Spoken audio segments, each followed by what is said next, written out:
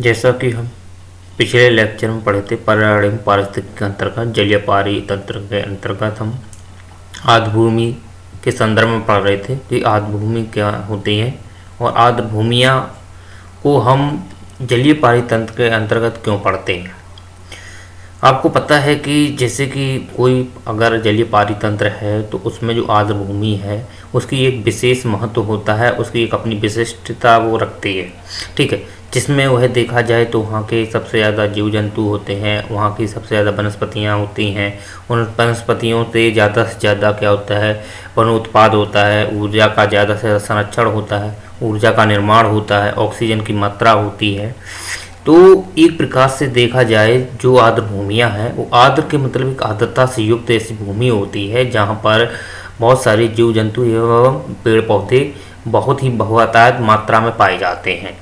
तो हम यही पढ़ रहे थे कि जो पिछला हमारा जो लेक्चर था उसके अंतर्गत हमने आर्द्र भूमियों के संदर्भ में पढ़ा था कि आर्द्र भूमियों के कितने प्रकार होते हैं, ठीक है। आर्द्र भूमि के कितना प्रकार होते हैं इसके संदर्भ में हमने पढ़ा था, जिसमें से हमने पढ़ा लिया था अनूप, ठीक।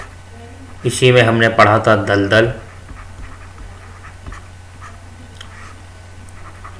फैन और कच्छ। और भी होते हैं जैसे कि इसी को हम बोल सकते हैं वाष्य, ये भी एक प्रकार की आर्द्र भूमि होती है। तो ये 4 या 5 टाइप की आर्द्र भूमियाँ होती हैं जो अलग अलग क्षेत्रों में उनकी क्षेत्रीय आधार पर एवं प्रकृति के द्वारा दिए गए जो भी वहाँ की दशाएं हैं या वहाँ की जलवायु है, ठीक, उस पर डिपेंड होकर वहाँ की जो स्थितियाँ हैं उनके अकॉर्डिंग इनको अलग कैटेगराइज में बांटा गया है। तो इनके संदर्भ में हमने एक एक करके सभी को समझ लिया था कि आर्द्र भूमियाँ क्या होती हैं और इनके अपने अपने क्या होते हैं, अनुप्रयोग क्या होते हैं और इनकी क्या अपनी विशेषता होती है, ठीक है। तो आज हमारा जो लेक्चर रहेगा वो आर्द्र भूमि को संरक्षण को लेकर रहेगा कि एक्चुअली में आर्द्र भूमि का महत्व क्या है और इसका संरक्षण क्यों करना चाहिए और वर्तमान में राष्ट्रीय स्तर पर एवं अंतर्राष्ट्रीय स्तर पर क्या इसके प्रयास किए गए हैं और इससे क्या लाभ हो सकते हैं, ठीक है। तो एक एक करके हम इन सभी को संदर्भ में समझेंगे, इनको विशिष्ट नॉलेज के आधार पर इनको समझने का प्रयास करेंगे। तो जैसा कि आप जानते हो कि एक प्रकार का ये ऐसा क्षेत्र होता है जो स्थल एवं जलीय क्षेत्र होता है, ठीक। स्थल एवं जलीय क्षेत्र होता है जहाँ पर देखा जाए तो पूर्ण रूप से इसकी विशेषता नहीं होती है, ना ही इसकी होती है, यानी कि दोनों के मध्य एक कॉन्ट्रैक्ट होता है, ठीक है, इनोवेशन होता है। और ये जो इंट्रक्शन में जो भी क्षेत्र होता है तो यहाँ पर अलग से कोई जीव पनपते हैं, ठीक है। तो वहाँ की इनका जो अपना गुणधर्म होता है, अपना रहन सहन है, खान पान है, ठीक है, इनका अपना एक अलग पारितंत्र विशिष्ट महत्व रखता है, इनका अलग पारितंत्र विकसित होता है। लेकिन बात ये होती है कि यहाँ के कुछ गुणधर्म यहाँ देखने को मिलते हैं, यहाँ की प्रॉपर्टी यहाँ देखने को मिलती है। ऐसा नहीं है कि ये अलग से ही प्रॉपर्टी उत्पन्न होती हो, लेकिन इसकी प्रॉपर्टी भी यहाँ मिलेगी, इसकी भी यहाँ प्रॉपर्टी मिलेगी। तो दोनों की देखी जाए तो प्रॉपर्टी मूल रूप से यहाँ देखने को मिलती है, लेकिन यहाँ पर कुछ अलग प्रॉपर्टी भी देखने को मिलती है जो दोनों से नहीं मिलती है। उसको हम देखा जाए तो अलग से हम यहाँ पे जो वनस्पति है, ठीक है, और जीव जंतु हैं वो पनपने लगते हैं, ठीक है। तो यहाँ देखा जाए तो एक प्रकार से संघर्ष की स्थिति बनी रहती है, चुनौतियाँ उत्पन्न रहती हैं जीव जंतुओं के सामने और अब बहुत सी पेड़ पौधे वनस्पतियाँ जैव विविधता की सबसे ज़्यादा मात्रा पाई जाती है।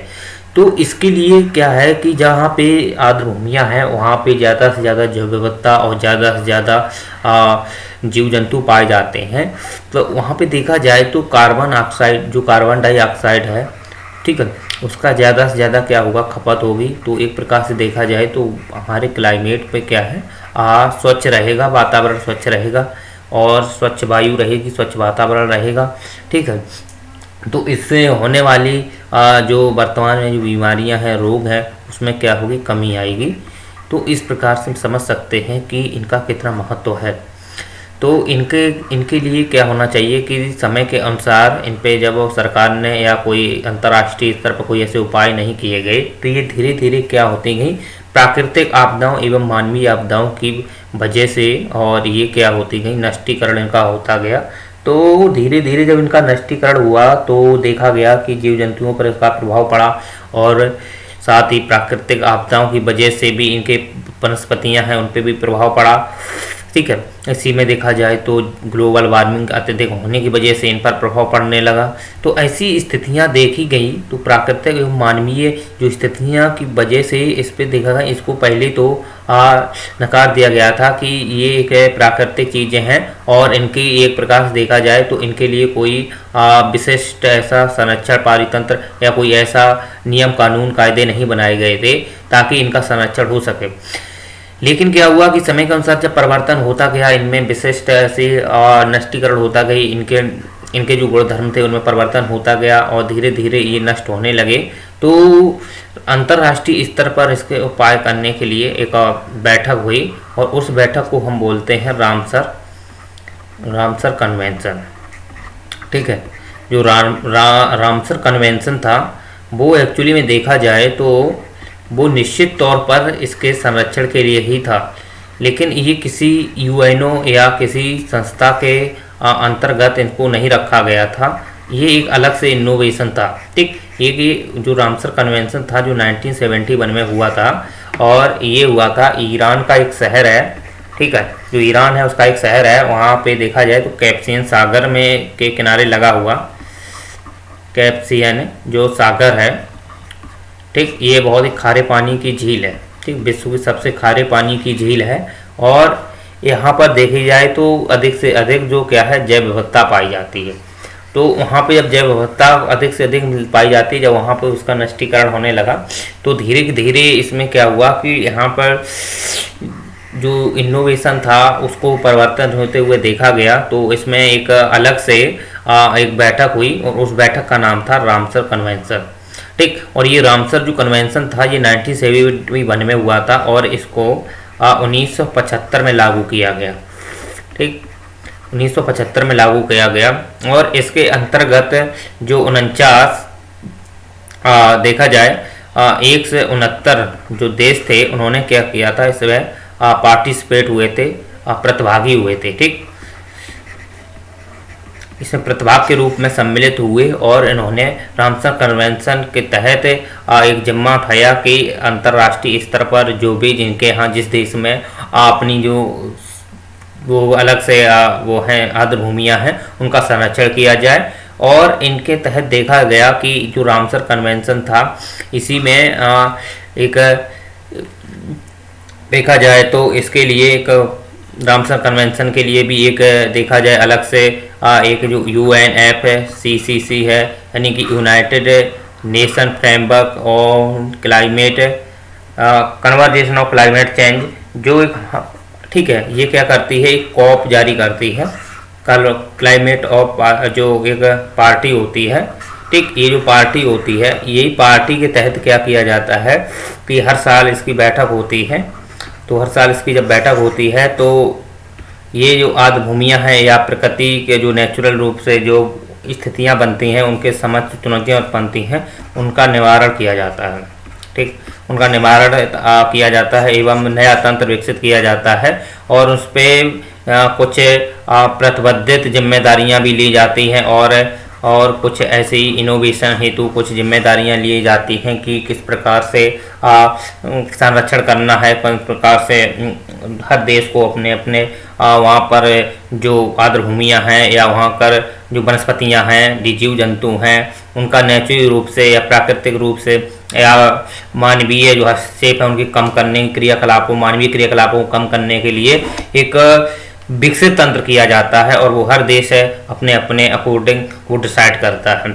तो कोप क्या है, कोप एक प्रकार से यही देखा जाए जो एक प्रकार की पार्टी होती है और उस ये पार्टी जो है ये UNFCCC के अंतर्गत ही है। ठीक है, तो इसी के अंतर्गत था। और एक देखा जाए तो ये रामसर जो कन्वेंशन था ये संरक्षण जो करता है, ये संरक्षण कैसे करता है कि एक मॉन्ट्रैक्स रिकॉर्ड रखा जाता है। ठीक, जो मॉन्ट्रैक्स रिकॉर्ड होता है, मॉन्ट्रैक्स रिकॉर्ड, ठीक, मॉन्ट्रैक्स रिकॉर्ड जो है ना वो एक प्रकार से देखा जाए ऐसा रिकॉर्ड होता है जो देखा जाता है कि इसके कोई भी जैसे आर्द्र भूमि होती है, वो आर्द्र भूमि की अपनी विशेषता जब निरंतर होती जाती है, जैसे कि वहाँ पर ज़्यादा से ज़्यादा जैसे चारागाह, ठीक है। तो इसको हम एक एक करके भी समझेंगे। तो इससे पहले हम ये समझ लेते हैं कि आर्द्र भूमियाँ पे जो प्रभाव पड़ता है वो किसकी वजह से पड़ता है और किन प्रभाव की प्रभावित होती हैं। तो इसके बाद हम संरक्षण पे हम डिटेल से समझेंगे, ठीक है। तो इससे पहले हम ये समझने का प्रयास करेंगे कि जो आर्द्र भूमियाँ होती हैं, आर्द्र भूमियों की एक्चुअली में सबसे पहले ये देखने का प्रयास करेंगे कि इनकी विशेषता क्यों है, क्यों इनका हमें संरक्षण करना चाहिए, ठीक।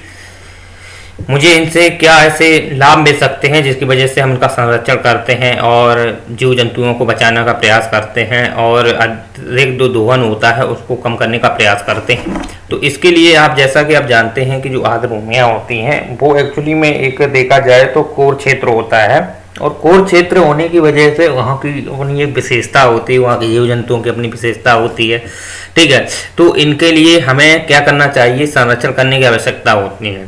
तो आर्द्र भूमियों की संरक्षण से अगर हम करते हैं तो इससे कुछ तो लाभ मिलता होगा, या कोई ऐसे जो लाभ होते हैं तो उन लाभों के विषय में हम समझ लेते हैं, ठीक है। आर्द्र भूमि से होने वाले लाभ, आर्द्र भूमि से होने वाले लाभ,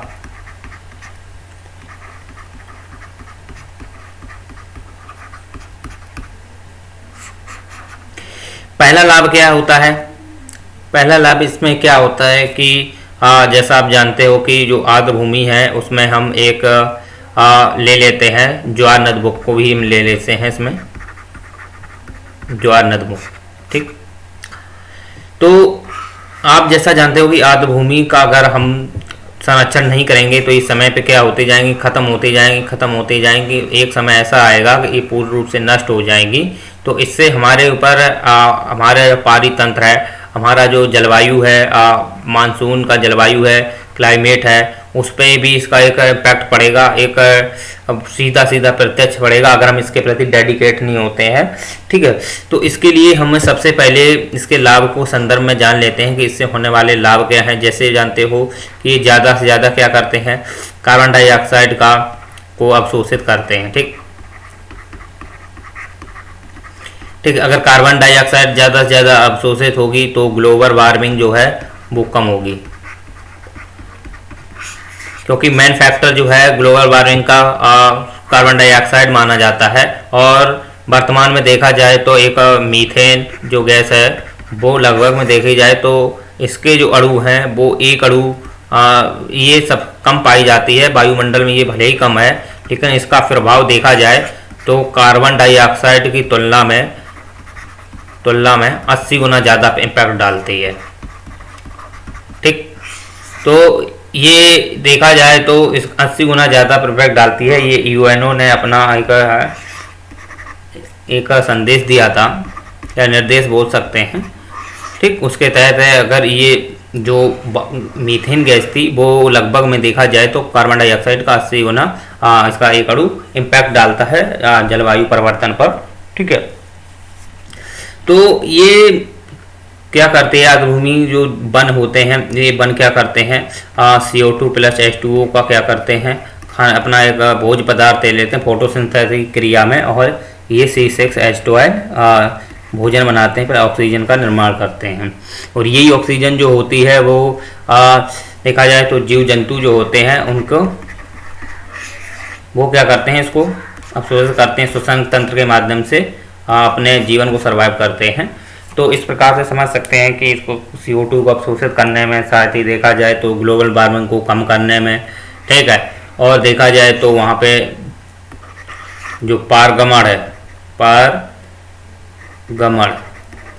ठीक, जो पारगमन है वो को वहाँ की जो पारगमन की जो स्थिति है, लेकिन पारगमन देखा जाए तो जो जीव जंतु होते हैं उनके बीच की एक देखी जाए तो एक कड़ी होती है, एक उनका एक व्यवहार होता है कि वो एक दूसरे से अपना कैसा प्रेम प्रसंग रखते हैं, कितना प्रेम प्रसंग या व्यवहार रखते हैं, वो इस पर डिपेंड करता है कि वहाँ की जो क्षेत्र है, वहाँ की जो दशा है वो एक प्रकार से देखी जाए तो किस प्रकार से है, और उसमें जो जीव जंतु हैं अपना निवास करते हैं तो वो एक दूसरे पर किस प्रकार की डिपेंडेंसी रखते हैं। और साथ ही साथ देखा जाए तो उनके बीच जो प्रतिक्रिया है या जो वो अपनी पारितंत्र के तहत उनको जो एक प्रकार देखा जाए जो प्राकृतिक रूप से उनको रूल्स दिए हैं, नियम है प्रकृति की तरफ से, तो वो किस प्रकार से फॉलो करते हैं, तो उनके बीच में जो एक पारगम्यता होती है तो उसको हम पारगमन बोलते हैं। लेकिन ये देखा जाए तो ये अगर आर्द्र भूमि अगर रहती है तो ये ज़्यादा से ज़्यादा महत्व होता है, और इससे क्या होगा कि जो जीव जंतु होते हैं उनका क्या होगा, देखा जाए तो एक पारितंत्र विकसित होगा। ठीक, उनका अपना एक पारितंत्र विकसित होगा, और पारितंत्र विकसित होने से जो उनकी खाद्य श्रृंखला होगी, खाद्य श्रृंखला भी एक प्रकार से देखा जाए तो काफ़ी महत्व रखती है, और वो हर जीव की अपनी एक डिपेंडेंसी होती है दूसरे जीव पर। ठीक है, तो हम समझ सकते हैं कि जो पारगम्यता है CO2 को अवशोषित है, साथ ही साथ देखा जाए तो ग्लोबल वार्मिंग को कम करने में, ठीक, ग्लोबल वार्मिंग को कम करने में भी है, इसके काफ़ी सारे लाभ हैं। ठीक है, और देखा जाए तो साथ ही साथ स्वच्छ वातावरण करने में, ठीक, स्वच्छ वातावरण में स्वच्छ वायु, ठीक, तो इसके कुछ ये लाभ हैं जिसकी वजह से हमें क्या करना चाहिए, आर्द्र भूमि का संरक्षण करना चाहिए। ठीक है, तो जैसा जानते हो कि ये साथ ही साथ देखा जाए तो जो जीव जंतु होते हैं, कई ऐसे जीव जंतु होते हैं जैव विविधता, यानी कि जो जैव विविधता है, विविधता का मतलब है यहाँ पे बहुत सारे जीव जंतु और पेड़ पौधे हैं, उनमें विविधता पाई जाती है। ठीक है, तो उनके बीच जो संघर्ष की स्थिति रहती है, तो इनका संरक्षण करते हैं तो हमें बहुत सारे बेनिफिट होते हैं। इसमें से और भी बेनिफिट जैसे हो सकते हैं कि बहुत सारे ऐसे जीव जंतु होते हैं जो रोग निदान में के काम आते हैं। ठीक है, बहुत सारी जैव विविधता ऐसी होती है जैसे कि जो जड़ी बूटी हैं, ठीक है, ये भी कहीं ना कहीं देखा जाए तो हमारे जीवन के लिए काफ़ी उपयोगी साबित होती हैं। और ये बहुत सारे रोग होते हैं, ठीक है, जो हमारे शरीर में कई मेडिकल दवाओं से ठीक नहीं होते हैं और जड़ी बूटियों के माध्यम से सही भी हो जाते हैं, तो वो भी जैव विविधता देखी जाए तो उन्हीं के अंतर्गत ही पाई जाती है। तो इनका एक प्रकार से संरक्षण करना बहुत ही इम्पोर्टेंट होता है हमारे लिए और हमारी प्रकृति के लिए। ठीक है, तो मानवीय जो उनकी विशिष्टता होती है, उनको वो किस प्रकार से ये लाभान्वित करते हैं और उनकी आवश्यकताओं की पूर्ति करते हैं। साथ ही साथ देखा जाए तो इसमें और भी लाभ होते हैं, जैसे कि और भी लाभ इसमें हम ले सकते हैं, जैसे अगर अधिक से अधिक अगर वन उत्पादन होगा, ठीक है, अधिक से अधिक अगर वन उत्पादन होगा तो इससे क्या होगा कि लकड़ी का निर्माण होगा। ठीक है, लकड़ी का निर्माण होगा, ठीक, तो हम क्या होंगे, अधिक से अधिक लकड़ी का निर्माण होगा तो इसके लिए हम क्या करेंगे, अलग से देखा जाए तो अलग से हम लकड़ी का निर्माण होगा और लकड़ी से हम बहुत सारे ऐसे फर्नीचर का काम होगा, फर्नीचर से मार्केट में सेल होंगे, शेयर होंगे। ठीक है, तो इसके क्या होगा कि वनों उत्पादन में भी वृद्धि होगी और साथ ही साथ इससे क्या है, एक धन की भी वृद्धि होगी। ठीक, और देखा जाए तो इसमें लाभ जैसे जोड़ सकते हैं, बहुत सारे लाभ होते हैं।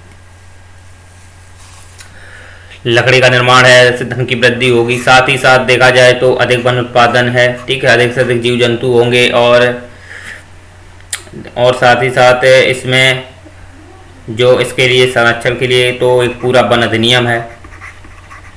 ठीक, जो वन अधिनियम है जो 1980 का है, जिसे 2006 में इसे संरक्षण पर इसमें कुछ संशोधन किए गए हैं। ठीक है, वो हम सब बाद में बताएंगे, पहले इतना समझ लेते हैं कि जो वनों अधिक से अधिक क्या होंगे, वन उत्पाद होंगे। ठीक, वनों का सबसे ज़्यादा उत्पादन होगा। ठीक, ये हमारे कुछ मोटे मोटे लाभ हो सकते हैं, और भी लाभ होते हैं। ठीक है, तो वो बहुत सारे लाभ हो सकते हैं, लेकिन अभी कुछ मोटे तौर पर इतने लाभ इम्पोर्टेंट हैं, इतना ही समझिए। ठीक है, इसके बाद बात ये आती है कि इनसे क्या विशेषता रखते हैं, क्या महत्व रखते हैं और इससे ये लाभ क्या होते हैं, इसके संदर्भ में हमने समझ लिया है। अब लेकिन इसके लिए मुझे जो संरक्षण था, तो संरक्षण में इस पर जो महत्वपूर्ण कारक हैं, तो इस पर जो प्रभावित करने वाले कारक कौन कौन से हैं, इसके बारे में भी हम समझ लेते हैं।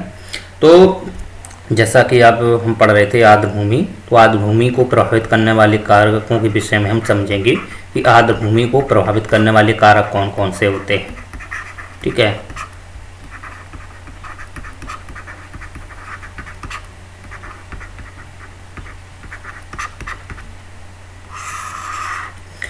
तो आर्द्रभूमि को प्रभावित करने वाले कारक में आप जैसे जानते हो कि अगर हम इनका संरक्षण नहीं करते हैं, उन कारकों को हम ध्यान में नहीं रखते हैं, तो ये एक लंबी समय में आर्द्रभूमियों को क्या कर देगा, नष्ट कर देगा। तो इसके प्रभावित करने वाले कारक कुछ है, जैसे प्राकृतिक कारक भी हैं, ठीक है, साथ ही मानवीय कारक भी हैं।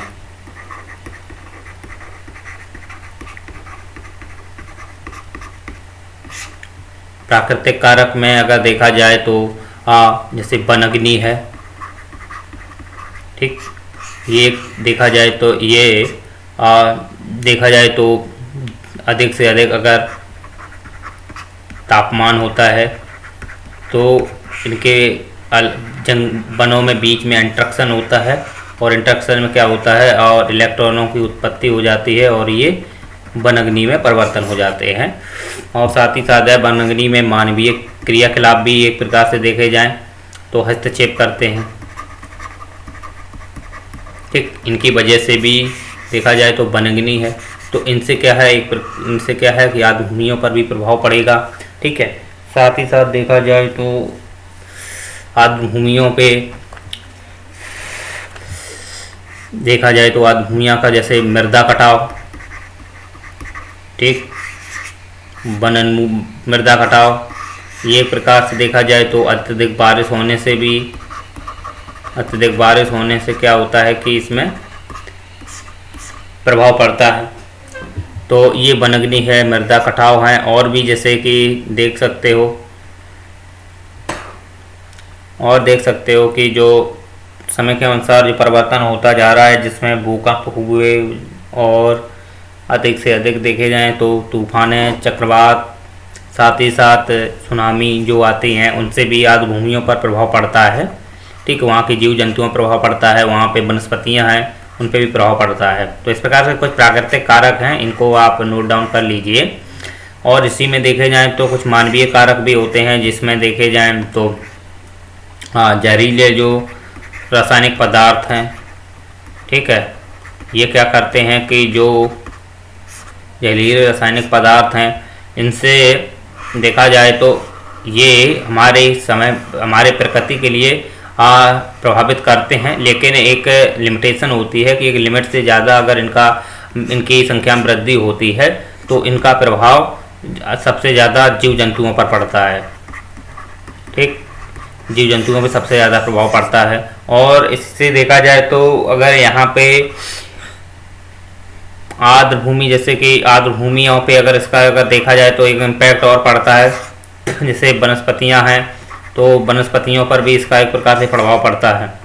ठीक, वनस्पतियों को भी इसको प्रभाव देखने को मिल जाता है, लेकिन सबसे ज़्यादा इसका प्रभाव है वो जीव जंतुओं पे ज़्यादा पड़ता है।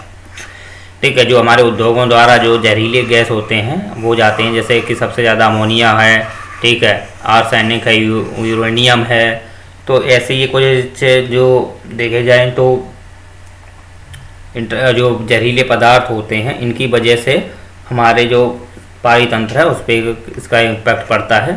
साथ ही साथ देखे जाएँ तो इसकी वजह से इसी की वजह से क्या है, ग्लोबल वार्मिंग बढ़ती है। ठीक है, ग्लोबल वार्मिंग है, ठीक, इसकी मात्रा में जब वृद्धि होती है, ठीक है, वृद्धि होती है तो ग्लेशियर पिघलने लगते हैं। ठीक, ग्लेशियर पिघलते हैं, ठीक है, तो इनके जो जल स्तर में जब वृद्धि होती है, ठीक है, जल स्तर में वृद्धि होने से वहाँ पर किनारे में जो आर्द्रभूमियाँ होती हैं, मतलब कि जो आर्द्रभूमियाँ होती हैं, जैसे कच्छ वाली आर्द्रभूमियाँ हुई, जो खारे पानी में उगती जो आर्द्रभूमियाँ होती हैं, उस पर भी जल स्तर बढ़ने से क्या है, वो वहाँ की जो जड़ें होती हैं, जो वहाँ के जीव जंतु होते हैं उन पर प्रभाव पड़ता है। साथ ही साथ देखा जाए तो वहाँ पे जो वनस्पतियाँ होती हैं उनकी जड़ें क्या हो जाती हैं, उनकी मृदा कटाव ज़्यादा होने की वजह से वो पेड़ पौधे क्या हैं, नष्ट हो जाते हैं। तो इसका एक इम्पैक्ट ये भी है। तो ग्लोबल वार्मिंग एक मेन कारक इसका मानवीय क्रियाकलाप से पाया जाता है। साथ ही देखा जाए तो वन उन्मूलन है, ठीक है। ज़्यादा से ज़्यादा जैसे वन काटते हैं, ठीक है, तो वन काटते हैं तो ये भी एक देखा जाए तो इसका भी एक इम्पैक्ट आर्द्रभूमि पर पड़ता है, ठीक है। वहाँ पे देखा जाए तो जो छत्र छाया रहती है उसमें कमी होती है। कमी होने की वजह से जीव जंतु जो वहाँ के रहते हैं, जैसे कि जो छाई में रहते हैं या, ठीक है, पेड़ों के छाया में रहते हैं, जब पेड़ काट दोगे तो वहाँ के जो जीव जंतु हैं, ठीक है, उन पे इम्पैक्ट पड़ेगा, तो वो इतना सर्वाइव नहीं कर पाएंगे, उनकी मृत्यु हो जाएगी, ठीक। तो ये भी एक प्रकार से आर्द्रभूमियों पर क्या है, एक प्रभाव पड़ता है मानवीय क्रियाकलापों की वजह से। वहाँ और देखा जाए तो वहाँ देखा जाए तो एक आवास या बोल सकते हैं निवास स्थान, ठीक। और देखा जाए तो एक बहुत सारी जनजातियां हैं, उनका भी प्रभाव पड़ता है, क्योंकि वो एक वन काटते हैं, ठीक है। लेकिन वन काटते में लेकिन सरकार ने जो वन अधिनियम बनाया है, 2004 संशोधन कर दिया है, उसके तहत जो सरकार जो खुद वन लगाए तो वही काट सकता है। जैसे बांस वगैरह जैसे कोई काटता है तो वो खुद लगाना है, खुद लगाए अपने बांस तो वो काट सकता है। लेकिन प्राकृतिक रूप से जो लगाए गए वन हैं उन पे इनको अधिकार नहीं दिया गया है, ठीक है। तो इस प्रकार समझ सकते हैं कि जो सरकार ने कुछ इसके संरक्षण के लिए जो उपाय भी किए उनके हम एक करके समझेंगे। तो इससे पहले हम समझ लेते हैं कि इनको प्रभावित करने वाले जो कारक कौन कौन से होते हैं। तो कुछ मानवीय कारक भी होते हैं, कुछ प्राकृतिक कारक भी होते हैं। तो इनकी वजह से इनके जो अपना जीवन का इनका अस्तित्व है, इनको धीरे धीरे समाप्त होता जा रहा है। तीसरा और भी कारक है, जैसे कि मानवीय में जोड़ सकते हैं, वो है चारागाह, ठीक है। यहाँ पशु जो एक पशु पक्षी हैं, आप बोल सकते हैं जो जानवर हैं, ठीक है, वो अधिक से अधिक क्या करते हैं, चारागाह करते हैं, चारा यहाँ पे करते हैं। या मानव है अपनी घास यहाँ पे जाते हैं, काट काट के लाते हैं, या जानवर जाते हैं चरते हैं। तो इनका भी एक प्रकार से देखा जाए तो आर्द्रभूमि पर प्रभाव पड़ता है। वहाँ की घास है, उस घास का पारितंत्र है, उस पर प्रभाव पड़ता है। और जीव जंतु जो होते हैं उनको पोषण की जो कमी हो जाती है, जिसकी वजह से उनकी मृत्यु हो जाती है। तो एक प्रकार से देखा जाए तो ये भी आर्द्रभूमियों पर इसका एक सीधा सीधा इम्पैक्ट पड़ता है, जैव विविधता पर इसका एक प्रभाव पड़ता है। तो ये कुछ प्राकृतिक कारक हैं और कुछ मानवीय कारक हैं। तो इनकी कारकों की वजह से जो हमारी जैव विविधता है या आर्द्रभूमियाँ हैं वो धीरे धीरे नष्ट होती जा रही हैं। लेकिन समय के अनुसार सरकार ने या अंतर्राष्ट्रीय स्तर पर इसके लिए बहुत ही कदम उठाए गए हैं और उस संरक्षण के लिए उपाय किए गए हैं। अपने अपने देशों ने जो उपाय किए हैं, ठीक है, तो उसी प्रकार हमारे भारत ने भी उपाय किए हैं। तो भारत के भी हम समझेंगे और अंतर्राष्ट्रीय स्तर पर जो उपाय किए गए हैं उनको हम समझने का प्रयास करते हैं। तो आप जैसा कि आपको पता होना चाहिए कि हर कोई जानता है कि जो वर्तमान में देखा जाए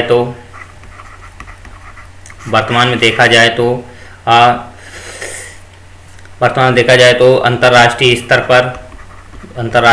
पर इसके संरक्षण के लिए 1971 में जो रामसर कन्वेंशन हुआ था, जो रामसर कन्वेंशन था, ये कन्वेंशन देखा जाए तो अपना एक मॉन्ट्रैक्स रिकॉर्ड रखता है, ठीक। ये मॉन्ट्रैक्स रिकॉर्ड रखता है और इस मॉन्ट्रैक्स रिकॉर्ड जो है इसके अंतर्गत जो आर्द्रभूमियाँ हैं जिन पे क्या प्रभावित होती हैं, जो प्रभावित हो रही हैं या जिनका नष्टीकरण हो रहा है, तो इनके उत्थान के लिए क्या करते हैं, इनको हम इसी मॉन्ट्रैक्स रिकॉर्ड के अंतर्गत रखते हैं। तो उनको हम क्या करते हैं, कुछ मानवीय जो वहाँ पे मानवीय क्रियाकलाप होते हैं तो उस पर प्रतिबंध लगा देते हैं, ठीक है। और साथ ही साथ देखा जाए तो जानवर हैं उन पर भी प्रतिबंध लगाने का प्रयास करते हैं, ठीक है। और ज़्यादा से ज़्यादा देखा जाए तो वहाँ पे संरक्षण के लिए हम और उपाय करते हैं, जैसे कि नदियाँ, ठीक है, नदियों के जल स्तर का हम वहाँ पे पहुँचाने का प्रयास करते हैं, ठीक। नदियों के बहाव को हम पहुँचाने का प्रयास करते हैं या जल सुविधा का प्रयास करते हैं। साथ ही साथ देखा जाए तो वनु उत्पाद का हम प्रयास करते हैं, ठीक है। साथ ही साथ और भी बहुत सारे ऐसे उपाय होते हैं कि जो मॉन्ट्रैक्स रिकॉर्ड के अंतर्गत रखे जाते हैं। और साथ ही देखा जाए तो ये एक और उपाय है जो IUCN करता है, ठीक। वो करता है रेड डाटा लिस्ट जारी करता है। जो रेड डाटा लिस्ट जो जारी होती है, ये देखी जाए तो जो वनस्पति और जीव जंतु हैं वनस्पति और जीव जंतु हैं, उनके संरक्षण के लिए ये रेड डाटा लिस्ट जारी की जाती है कि कौन जीव और क्या उन वनस्पति किस प्रकार से प्रभावित हो रही है और कौन कैटेगराइज में उनको ये रेड डाटा लिस्ट होती है, ठीक है, उसको हम उसी के अंतर्गत हम इनको रखते हैं कि कौन वनस्पति कितना प्रभावित हो रही है, उसे किस संकटग्रस्त में है, कितना इंडेंजर्ड है, वो अलग अलग हम कारकों में विभाजित कर लेते हैं, उनको अलग अलग कैटेगराइज करके हम रखते हैं, तो उन्हीं हिसाब से उनको संरक्षण दिया जाता है। तो अंतर्राष्ट्रीय स्तर पर जो 1971 का जो रामसर स्थल था वो इसी उद्देश्य था। जो ये रामसर जो शहर है ये एक प्रकार का ईरान का ही ईरान का शहर है जो कैस्पियन सागर के लगा हुआ है। और कैस्पियन सागर देखा जाए तो सबसे बड़ा खारे पानी की झील है जो 5 देशों से घिरी हुई है, ठीक है, रूस है, कजाकिस्तान है, उसी में ईरान है, ठीक है, अजरबैजान है, तो ऐसे करके उसमें 4-5 देश हैं। तो उन देशों से वो क्या है घिरी हुई है, ठीक है, वो हम ज्योग्राफी में बताएंगे। तो ये समझ सकते हैं कि जो अंतर्राष्ट्रीय स्तर पर 1971 में जो उपाय किया गया था वो रामसर था। और रामसर में देखा जाए तो वर्तमान में भारत में की 75 साइट घोषित हो गई हैं, अभी नई साइटें और आएँ, एक बार अभी 15 साइट, फिर 10 साइट, इस प्रकार से 75 साइटें हो गई हैं 2022 में, ठीक है, जो आर्द्र भूमियाँ हैं। लेकिन कुछ ऐसी आर्द्र भूमियाँ हैं जो काफ़ी संकटग्रस्त हैं, उनको प्रभावित हो रही हैं, तो उनको मॉन्टेक्स रिकॉर्ड भी दिया गया है। जैसे कि देख सकते हैं कि जो राजस्थान की कैबला देव है, ठीक है, जो राजस्थान की एक कैबला देव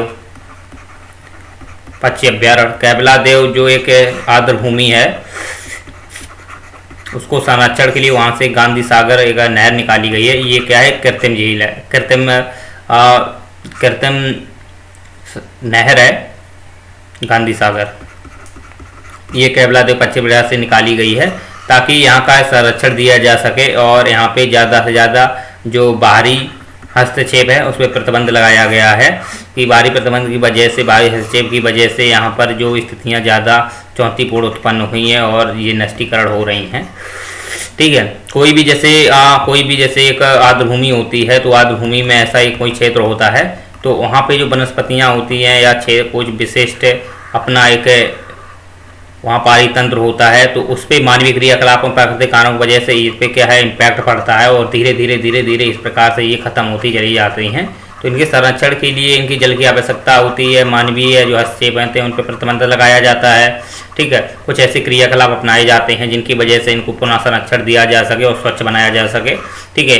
तो इनकी विशेषताओं को रखने के लिए सरकार के जो नियम है, कानून हैं, वो बनाए जाते हैं। साथ ही देखा जाए तो एक राजस्थान एक कैबला देव है, ठीक, और दूसरी अगर देखा जाए तो मणिपुर है। मणिपुर की जो लोकटक झील है, ठीक है, उसको मॉन्टेक्स रिकॉर्ड में रखा गया है।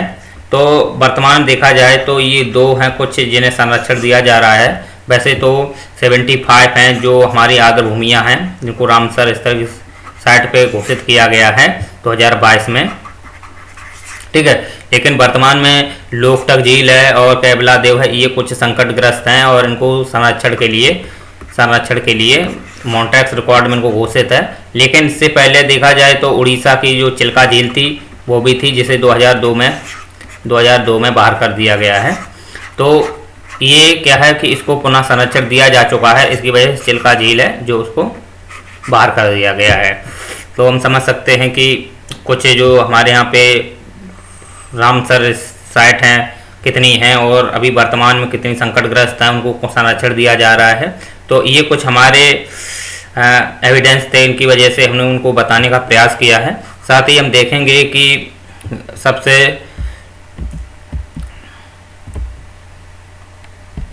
ठीक है, तो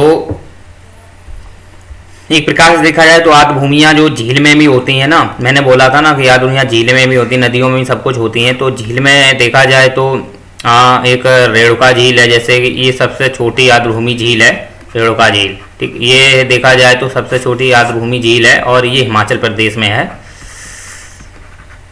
ठीक है, ये हिमाचल प्रदेश में है।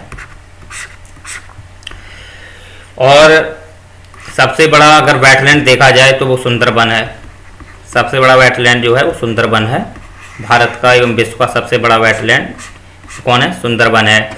तो सबसे छोटी रेणुका झील है, और ये जो देखा जाए तो इसी में सबसे बड़ी भी झील है, और वो झील है कौन सी, बिम्बनाथ। ठीक, बिम्बनाथ, जो बिम्बनाथ जो झील है,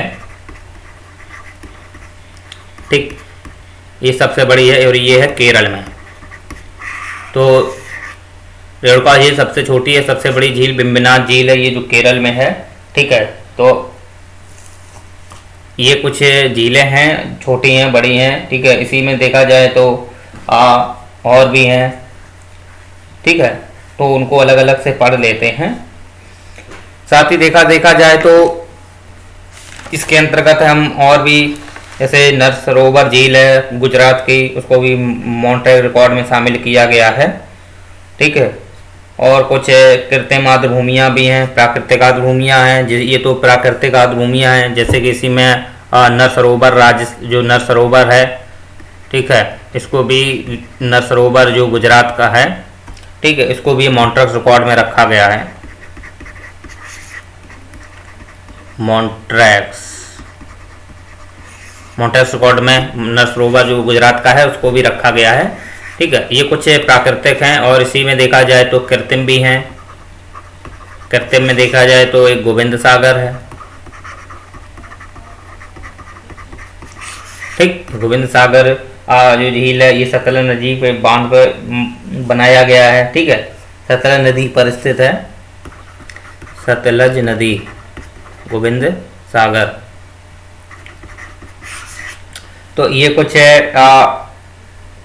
प्राकृतिक आर्द्र भूमियाँ हैं, कुछ कृत्रिम आर्द्र भूमियाँ हैं, तो इनको हम पढ़ लेते हैं। ठीक है, साथ ही देखा जाए तो कोस्टल लैंड भी क्षेत्र होते हैं। ठीक है, जैसे कोस्टल लैंड क्षेत्र भी होते हैं, जैसे उनका कुछ हिस्सा होता है।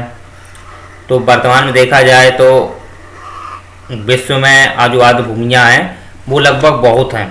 ठीक है, उनको जो रामसर स्थल में घोषित किया जाता है, ठीक है, रामसर साइट में घोषित करते हैं, तो उनको सभी कर लेते हैं। लेकिन जो संकटग्रस्त होती हैं उनको मॉन्ट्रियल रिकॉर्ड में हम घोषित कर लेते हैं। जो रामसर जो कन्वेंशन है उसी के अंतर्गत मॉन्ट्रियल रिकॉर्ड रखा गया है, उसके अंतर्गत हम घोषित कर लेते हैं। तो हम इस प्रकार से समझ सकते हैं, जैसे राजस्थान की और भी, जैसे एक सांबर झील है और डिंडोका झील है, और ये कुछ झीलें हैं। ठीक है, कुलेरू झील एमपी की है। ठीक है, भोज आर्द्र भूमि है, रुद्र सागर झील त्रिपुरा की है। ठीक है, ये कुछ झीलें हैं, इनके लिए सरकार ने अलग अलग उपाय किए हैं, तो ये हमने सभी को समझा।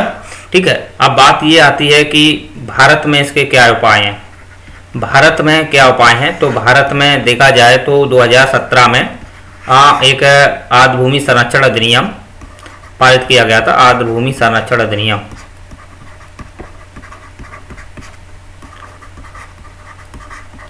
ठीक, इसके तहत 2017 में जब इसे लागू किया गया, तो इसके तहत जो इनके संरक्षण के लिए जो आर्द्र भूमि है, जो राज्यों में आर्द्र भूमि है, उनका संरक्षण का जो दर्जा दिया गया वो राज्यों को दे दिया गया है कि राज्य ही इसका रखरखाव करेंगे और राज्य ही इसका क्या करेंगे, संरक्षण देंगे।